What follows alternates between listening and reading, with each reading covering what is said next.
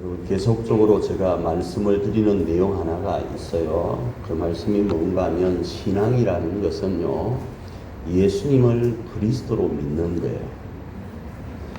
그리고 그 예수님을 그리스도로 믿는 이유는 하나님이 계신 내세 천국에서 영생 복락을 위해서 예수를 믿는 거예요. 그리고 신앙생활은요, 신앙은 조금 전에 그러고 신앙생활이란 내세 천국에서의 영생 복락에 대한 소망을 가지고 현세인 이 땅을 살아가는 걸 이야기합니다. 그리고 우리는 이 신앙생활을 통해서 가깝게는 우리의 혈연 가족을 시작으로 지인과 주변인들에게 하나님이 살아계신 내세 천국에 대한 영생 복락을 복음이라는 이름으로 전하는 거예요. 이걸 사명이라고 합니다. 그 사명을 감당하는 시간이 바로 뭐인가? 신앙생활 가운데 있는 겁니다. 자, 이 모습을 위해서 2019년 한 해 우리 교회는 가정과 교회 공동체를 하늘가족 공동체로 세우자라는 의미에서 위에 있는 표처럼 뭐라고요? 생명수로 충만한 공동체라는 표 아래서 달마다 키워드를 정하고 말씀을 살펴보고 있습니다. 할렐루야. 이번 10월은요, 키워드를 비밀로 정했습니다. 그리고 비밀로 정하고 말씀을 살펴보길 원하는데, 이번 한 주간은 믿음의 비밀로 공동체를 세워라 라는 제목 아래서 말씀을 살펴보고, 우리의 가정과 교회 공동체를 하늘가족 공동체로 세워가는 저와 여러분이기를 축복합니다. 첫 번째, 믿음의 비밀은요, 깨끗한 양심에 간직할 때 하늘가족 공동체를 세울 수 있다, 이렇게 말씀합니다. 디모데전서 3장 9절입니다. 읽습니다. 깨끗한 양심에 믿음의 비밀을 가진 자라야 할지니. 여기서 믿음의 비밀을 어디에 세워야 하는지에 대한 이해를 돕기 위해서는요, 세 번역을 다시 한번 살펴보면 이렇습니다. 세 번역, 읽습니다. 시작. 믿음의 비밀을 깨끗한 양심에 간직한 사람이라야 합니다. 이렇게 되어 있습니다. 같은 내용인데 좀 이해하기 쉬운 버전이 세 번역이고, 개혁개정 번역은 약간 고어로 되어 있어서 이해하는데 어려움이 있어서 제가 이 부분을 띄웠습니다. 이 말씀은요, 교회 중직자를 세울 때 어떤 사람을 세울 것인가에 대한 내용입니다. 우리 교회 말로 하면 우리는 이미 가정과 교회 공동체를 세우라고 명받은 중직자들이에요. 이런 관점에서 혹여 우리가 우리 방식대로 공동체를 세우려고 몸부림치다가 낙심하거나 지칠 수 있고 말씀과 충돌될 수 있기 때문에 가정과 교회 공동체를 하늘가족 공동체로 세우는 방법을 말씀은 뭐라고 하는지를 살펴보는 것 중에 있는 거예요. 그 중에 한 말씀이 뭐라고요? 오늘 본문의 말씀, 믿음의 비밀을 간직한 사람은 어디에다 간직해야 되는가? 깨끗한 양심에 이 믿음의 비밀을 간직해야 된다, 이러는 거예요. 자, 이 믿음의 비밀을 깨끗한 양심에 간직하는 것을 잠시 두 가지로 살펴보면요, 하나는 여러분이 이런 의문점이 있을 거예요. 믿음의 비밀이 뭐죠? 라는 이야기가 있을 겁니다. 이 부분에 대해서는 한 달 동안 계속적으로 말씀 제가 드릴 겁니다. 그러나 간단히 말씀을 드리면 믿음의 비밀이라는 것은요, 구약의 예언을 따라서 그리스도를 통하여 주시는 구속을 이야기해요. 조금 어렵죠? 그런데 한번 살펴봅니다. 고린도전서 2장 7절입니다. 읽습니다. 오직 은밀한 가운데 있는 하나님의 지혜를 말하는 것으로서 곧 감추었던 것인데 하나님이 우리의 영광을 위하여 만세전에 미리 정하신 것이라. 무슨 말인가 하면 쉬운 표현이 이거예요. 내세 천국에서 영생 복락할 수 있는 방법이 있는데 이 방법이 구약으로부터 계속 예언되어 있었어요. 그 방법을 그리스도를 통해서 성취할 수 있다, 이렇게 예언되어 있는 거예요. 근데 이 그리스도가 누구인지에 대해서는 아무도 몰라요. 이게 비밀인 거예요.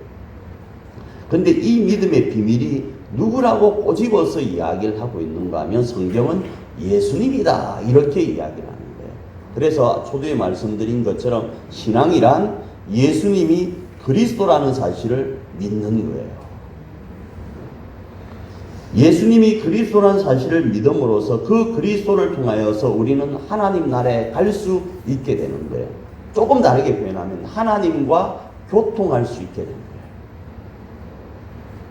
그걸 우리는 하나님과 우리 사이에 있는 중간의 죄, 그걸 인해서 하나님과 소통할 수 없게 되었는데, 이 죄를 누가 담당하셨는가? 그리스도가 담당하셨는데, 이 그리스도가 누구인가? 예수님이라는 거예요. 이 예수님이 우리의 죄를 담당하심으로 우리의 죄가 없어짐으로 하나님과 우리 사이에 걸림이 없는 거예요. 그래서 우리는 하나님과 소통할 수 있다라는 거예요. 이건 사람들 잘 몰라요. 그래서 비밀이라고 그러는 거예요. 이제 이 비밀을 아는 이들은 이 비밀을 전할 의무가 있습니다. 사람은 한번 반드시 죽게 됩니다. 그 위에는 심판이 있습니다. 심판이 있는데 어떤 사람은 그리스도를 알므로 통해서 영원한 내세 천국인 그곳에서 영생 복락하게 되고, 어떤 사람은 그러하지 못합니다. 자, 그런데 그 영생, 영원토록 복락할 수 있는 그 길이 우리에게 알려져 있음에도 침묵하고 있다? 그건 어떻습니까? 아니 되는 거예요. 그래서 이 비밀을 전할 의무가 있는데, 이 비밀을 전하는 방식은 삶을 통해서, 대상은 가깝게는 가족들, 지인들, 주변인들이 되는 거예요. 이게 뭐라고요? 신앙생활이라고요. 이게 뭐라고요? 사명이라고요. 그런데 우리가 전하여야 될 대상들은 때로는 산지입니다. 이들은 때로는 강팍해요. 왜? 그 비밀을 모르니까요. 가족끼리도요, 내 마음을 다 모르잖아요. 제가 사모님에게 간혹 이런 이야기를 합니다. 당신은 날마다 새롭다. 좋은 의미로. 20몇 년을 살았는데 어제의 모습과 오늘의 모습이 달라요. 안 그렇습니까? 여러분은 저를 바라볼 때 우리가 벌써 횟수로 700일 이상을 있었어요. 700일 가까이 있었는데 날마다 새롭잖아요. 안 그렇습니까? 없던 점도 생기고, 어제는 없던 이런 여러 가지 모습들이 있잖아요. 날마다 새로워요.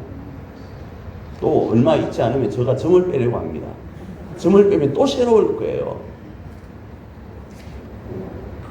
그 새로운 것 때문에 우리는 그 사람의 속에를 다 알지를 못해요.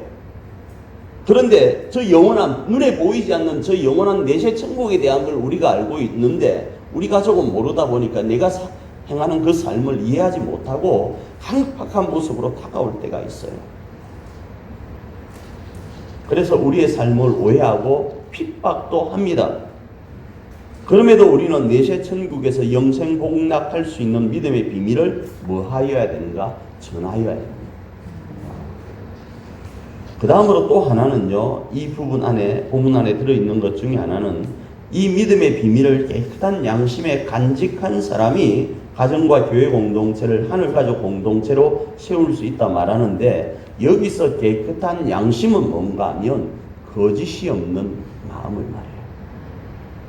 순수한 마음, 두 마음을 품지 않는 양심을 말한다고요. 하나님의 모양과 형상으로 지음받은 양심, 하나님만을 바라보는 양심을 말하는 거예요.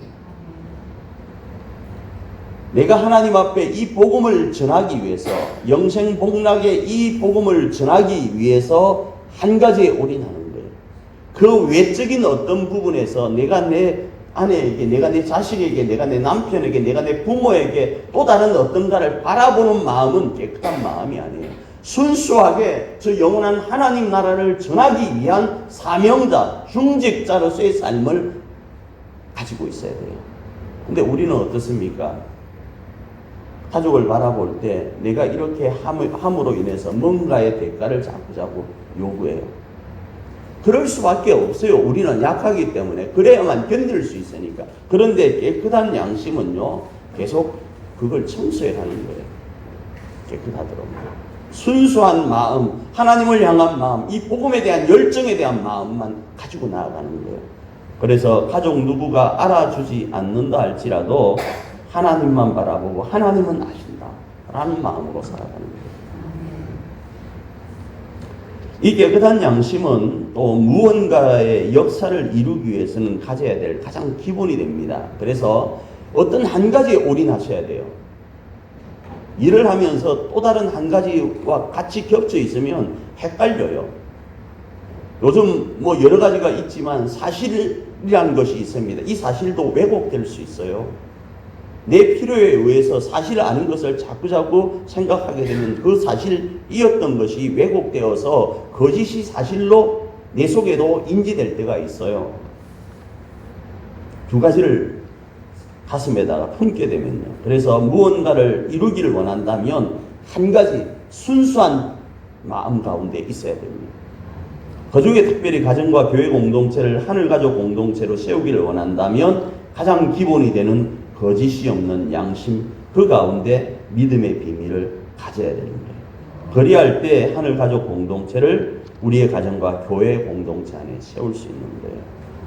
만일에 저 속에 다른 어떤 엉큼한 생각이 있다면 우리 교회 하늘가족 공동체 안 됩니다.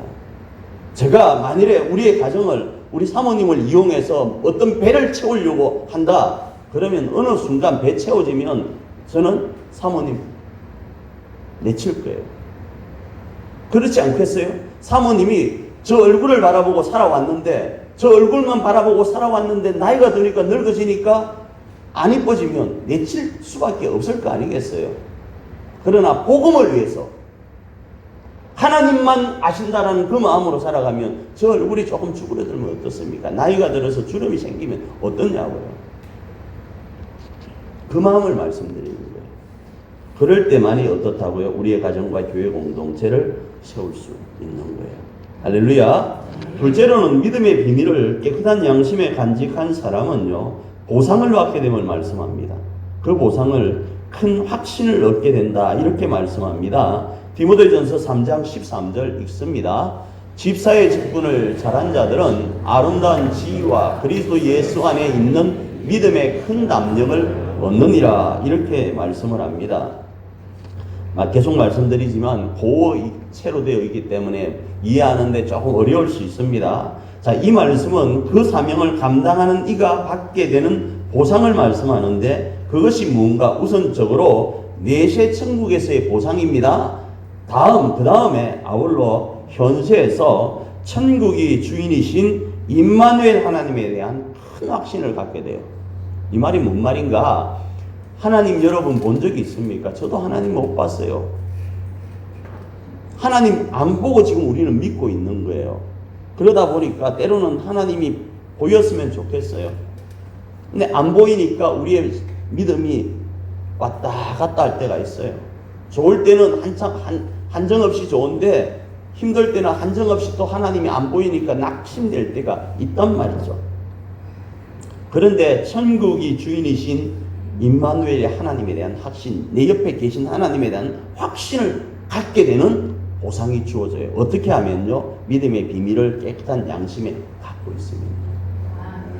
제가 금요기도회 때 제목을 이렇게 하고 말씀을 나눴습니다.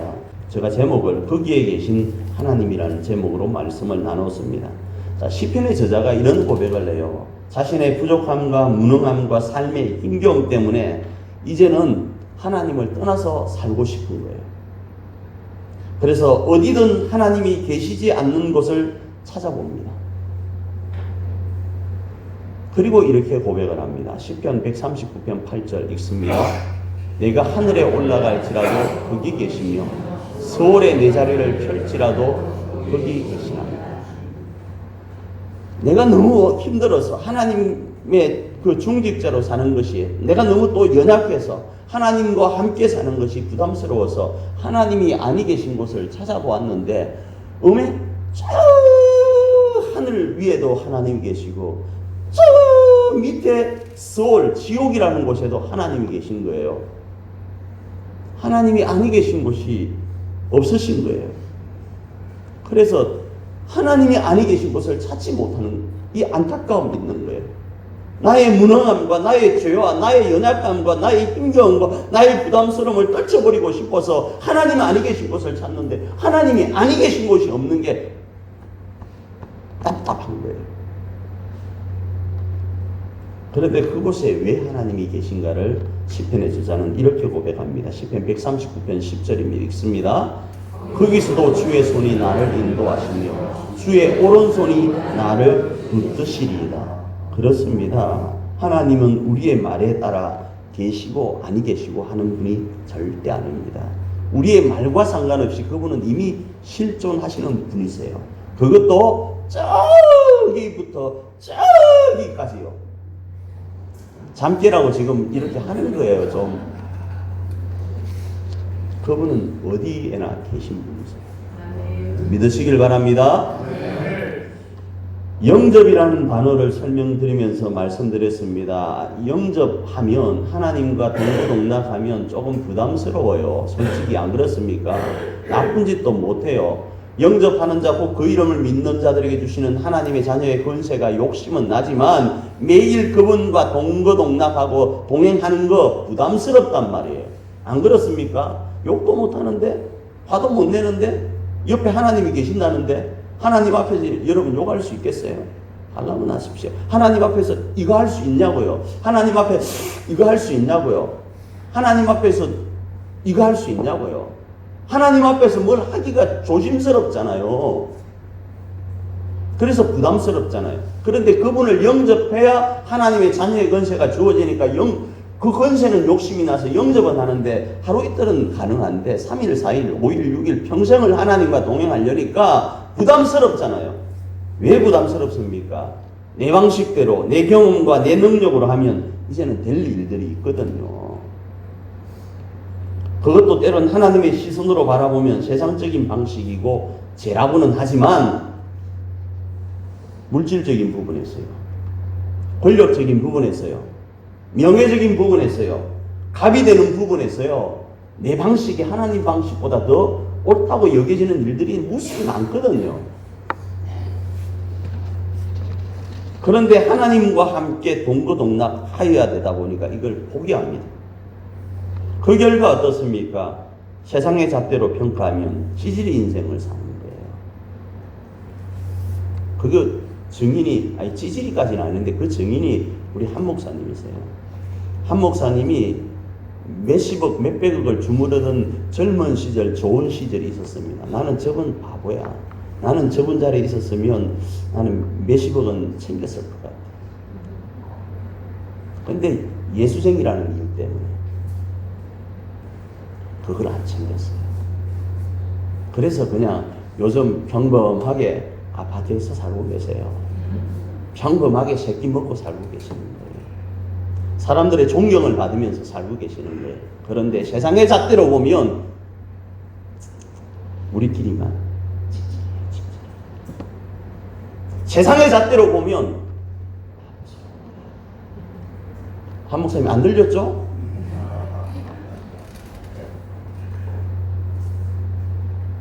그리고 우리는 스스로 생각합니다. 꼭 하나님이 우리로 지질이 인생을 살게끔 한 것 같고 그 책임이 하나님께 있는 것 같아요. 하나님, 내 방식과 내 삶과 내 어떤 것으로 하면 하나님 잠시 좀 떠나 계시면 내가 지질이 인생이 아니라 갑이 되고 명예롭고 권력 있고 돈을 많이 차지할 수 있는 길, 조금 더 행복할 수 있고 내 마음대로 살 수 있고 내 인생 살 수 있을 것 같은데 왜 하나님이 옆에 계셔가지고 나로 이 지질이 인생을 살게 하냐고 가슴을 칠 때가 있어요. 그래서 하나님을 잠시 떠나서 살고 싶고, 그런데 하나님이 세상에 다시요 저기부터 저기까지 안 계신 곳이 없네. 어쩌죠? 어떻게 하냐고요? 왜 하나님이 저기부터 저기까지 계실까요? 부담이 되게, 부담스럽게. 그 이유는요, 우리에게 부담 주려고 무소부지하신 것이 아니라 거기에 계신 이유는 그의 손으로 나를 인도하시고 그의 오른손으로 나를 붙드시려고 그러시는 거예요. 이 확신이 온다고요. 부담스러움이 아니라 그분이 그의 손으로 나를 인도하시고 그의 오른손으로 나를 붙드시는 확신이 오다 보니까 이 찌질이 인생 같은 삶 가운데서도 힘내어 한 번 더 살 수 있게 되는 거예요. 어떻게 함으로요? 믿음의 비밀을 깨끗한 양심에 간직하게 되면요, 이 보상이 우리에게 주어진다는 거예요. 그리고 이 확신과 함께 담대함이 생기는 거예요. 이 담대함의 역사로 가정과 교회를 세워갈 수 있는 거예요. 그런데 세상에서는 손가락질 할 수 있습니다. 지질한 인생이라. 그런데 하나님 안에서는 그 지질한 인생이 하늘 가족 공동체를 세우는 열쇠가 된다라는 걸 말씀합니다. 이 보상을 받는 저와 여러분이기를 축복합니다. 셋째로는 믿음의 비밀을 깨끗한 양심에 간직한 사람은 보상을 받게 됨을 말씀하는데, 그 보상은 공동체의 가족들이 살아난다, 이렇게 말씀을 합니다. 초두에 오늘 본문 말씀을 중직자를 세울 때 어떤 사람을 세울 것인가에 대한 말씀이라고 말씀드렸습니다. 그 중직자의 이름을 본문은 집사로 표현을 하고 있었죠. 여기서 집사는 여러분 알고 있는 그 집사의 내용입니다. 그런데 이 집사라는 뜻은요, 공동체 가족을 살리기 위한 직임이에요. 그죠? 하늘가족 공동체를 가정과 교회 가운데 세우기 위한 직임이 집사라는 단어예요. 우리 교회로 표현을 하면 우리의 가정과 교회 공동체의 가족들을 하나님이 가장 행복해하는 하늘가족으로 세우기 위해서 행하는 봉사와 구제와 심지어 시중 드는 일을 감당하는 사람을 집사라고 하는 거예요. 그리고 그 현장이 어디인가? 우리의 가정이고 교회라는 거예요. 내가 집사의 직임을 감당하는 그곳, 중직자로서의 그 직임을 감당하는 그곳이 가정이고 교회라는 거예요. 그리고 이 공동체, 두 공동체를 하나님은 살아계신 하나님의 교회요 진리의 기둥의 틀라고 말씀합니다. 디모데전서 3장 15절입니다. 읽습니다. 만일 내가 지체하면 너로 하여금 하나님의 집에서 어떻게 행하여야 할지를 알게 하려 함이니 이 집은 살아계신 하나님의 교회요 진리의 기둥의 터니라. 가족이라는 표현에 대한 이해를 여기에서는 여러분 찾기가 어렵죠. 그래서 다시 새 번역을 통해서 여러분에게 한번 보입니다. 새 번역입니다. 읽습니다. 만일 내가 늦어지더라도 하나님의 가족 가운데서 사람이 어떻게 처신해야 하는지를 그대가 알게 하려는 것입니다. 이 가족은 살아계신 하나님의 교회요 진리의 기둥의 터입니다. 이렇게 말씀하고 있어요. 할렐루야. 하나님은 우리의 가정과 교회 공동체의 가족들을 살아계신 하나님의 교회요 진리의 기둥의 터라고 선언하고 있는 거예요. 이 공동체를 세우려고 뭘 주셨다고요? 나에게 직임을 허락하셨다고. 어떤 직임요? 집사라는 직임요. 이름으로 불려지는 집사 중요한 것 아닙니다. 그 내면에 있는 의미가 중요한 거예요. 그래서 여러분은 저도 마찬가지로 우리 가정의 집사인 거예요. 여러분이 우리 교회의 집사인 거예요. 우리 지금 장로님이 계시지만 장로님이 이 교회에 뭐라고요? 집사라고요. 내가 장로인데 어떻게 지금 신앙생활에서 장로가 됐는데 집사로 강등시키나? 아니요. 이 교회의 집사가 누구라고요? 저와 여러분이라고요. 그 집사는요, 봉사하고요, 구제하고요, 시중드는 일을 하는 거예요. 우리의 가정과 우리의 교회가 하늘가족 공동체 될 수 있다면 하나님의 살아계신 하나님의 교회이고 진리의 기둥과 틀하는 그 역할을 감당할 수 있기만 된다면 내가 뭘 감당한다고요? 집사의 직분을 감당해야 된다고요. 그래야 할 때 우리의 가정과 교회가 세워질 수 있다고요. 그래서 그 일을 어떻게 할 것인가? 내가 뭐로요? 믿음의 비밀을 깨끗한 양심에 간직할 때에 그 공동체가 살아난다라는 겁니다. 하나님은 우리의 가정과 교회 공동체의 가족을 살아계신 하나님의 교회요 진리의 기둥과 틀라고 선언하고 있습니다. 그런데 여기에서 진리와 기둥과 틀라는 말은 그리스도의 푸른 계절을 만들 수 있는 터전이 우리 자녀들이고 우리 가정들이고 우리 교우들이라는 걸 이야기하는 거예요. 내가 그렇게 감당했더니 우리의 가족과 우리의 교회와 우리의 가정이 세상을 변화시키는 그리스도의 푸른 계절을 만들어가는 터전이 된다라는 거예요. 이 비밀이 누구에게 주어져 있는가? 우리에게 주어져 있다라는 겁니다. 사랑하는 가족 여러분, 정말 저와 여러분에게 선포하고 축복합니다. 믿음의 비밀을 가집시다. 그리고 이 믿음의 비밀을 깨끗한 양심에 간직합시다. 그리고 이 믿음의 비밀을 말이라는 행동과 함께 행동이라는 말을 통해서 우리의 가정과 교회 공동체의 직분을 감당합시다. 절대 말만 하지 마세요. 이 말이라는 행동만 하지 마시고 행동이라는 말도 좀 하세요. 그러면 하나님은 우리에게 세상과 심지어 가족까지도 알아주지 않는다 할지라도 하나님이 알아주시는 복을 받게 하십니다. 옆에 계셔서 그의 손으로 나를 인도하시고 그의 오른손으로 나를 붙드시고 지키시는 하나님을 확신하는 복 가운데 있게 될 겁니다. 더 나아가서 우리의 가정과 교회 공동체가 하늘가족 공동체로 세워지는 보상을 허락하실 겁니다. 이 사역으로 한 주간 승리하는 저와 여러분 되기를 축복합니다. 아멘. 주를 위해 살아가는 것 쉽지만은 않아요. 나의 욕심 부와 명예 내려놓아야 하죠. 하지만 걱정하지 마요. 나를 그리는 순간 아버지의 그 신소리 강하게 붙드시죠. 수많은 믿음의 선배들 주를 위해 살았죠. 죽으면 죽으리라 아버지의 기쁨의 눈물 보며